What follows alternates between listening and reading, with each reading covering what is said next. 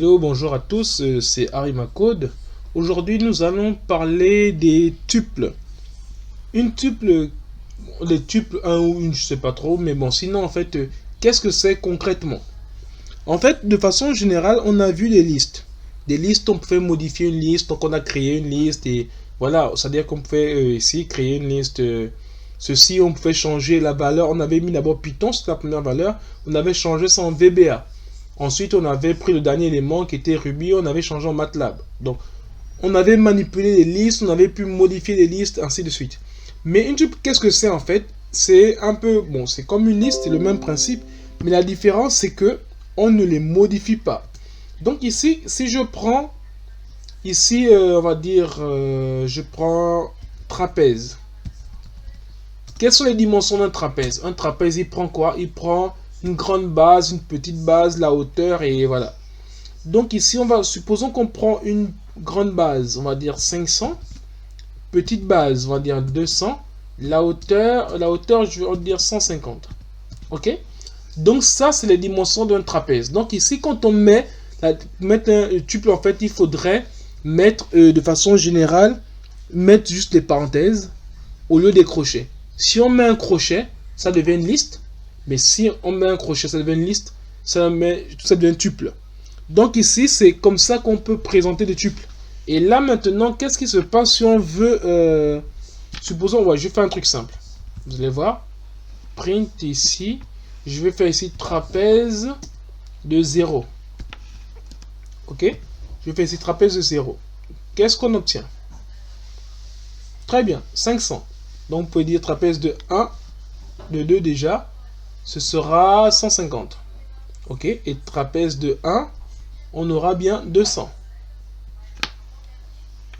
Jusque-là, on est bon, d'accord? Bon, maintenant, qu'est-ce qu'il va faire? Au lieu de trapèze 1 là, je vais essayer de modifier ça. C'est-à-dire que je vais prendre, comme on avait fait avec les listes, je vais prendre le trapèze 1 et je vais modifier, je vais essayer de mettre... au lieu de 100, je vais mettre par exemple 230, ok? D'accord. Maintenant ici, on va voir qu'est-ce que ça nous donne. Je vais essayer de faire ça, regardez. Wow, tout a pété. Il a dit ici, trapèze 1 égale à 230. Il dit quoi? Tuple. Il ne peut pas, c'est-à-dire il ne peut pas recevoir une nouvelle affectation. Donc, ça veut dire que les tuples, on ne peut pas les modifier, comme on avait fait avec les listes. C'est la différence les listes entre les listes et les tuples.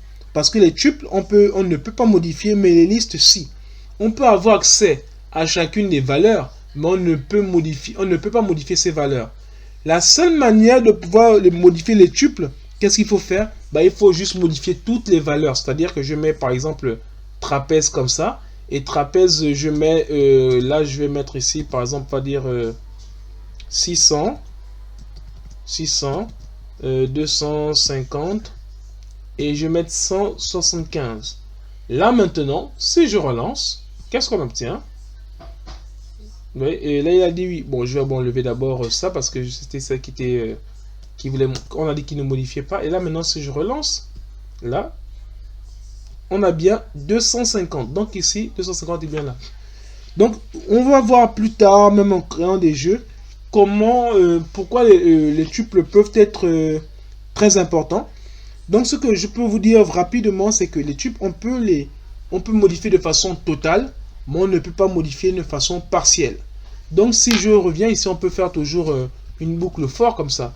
Je vais faire une boucle for, je vais dire quoi? Bon, je vais dire dimension comme ça, une trapèze, d'accord? Et là maintenant, qu'est-ce que je vais faire ici? Je vais dire juste print, comme ça, je vais print dimension. Ok, et si je lance maintenant, on a bien ça. Donc ici, oui, il y avait déjà un print déjà avant. Ça fait donc il doit en avoir 4. Bon, si j'enlève celui-là, on va voir. Donc là, maintenant, on a bien 600, 250 et 175. Donc, vous avez déjà vu rapidement donc les tuples, la différence entre les tuples et les listes. Que vous pouvez savoir que les listes, on peut les modifier et les tuples, non. Ensuite, on peut les modifier de façon partielle.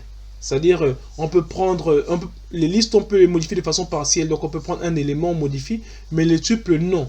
Mais par contre, les tuples, on peut les modifier d'une façon totale. C'est-à-dire qu'on remplace tout et elle reçoit une nouvelle variable. Et là, ça marche. Donc, c'est le seul moyen de pouvoir modifier les tuples. Donc, nous sommes arrivés au terme de notre vidéo et nous allons dire rendez-vous à la vidéo prochaine où nous allons faire vite, rapidement un récapitulatif de tout ce que nous avons vu sur les, on va dire, les manipulations de listes. Merci.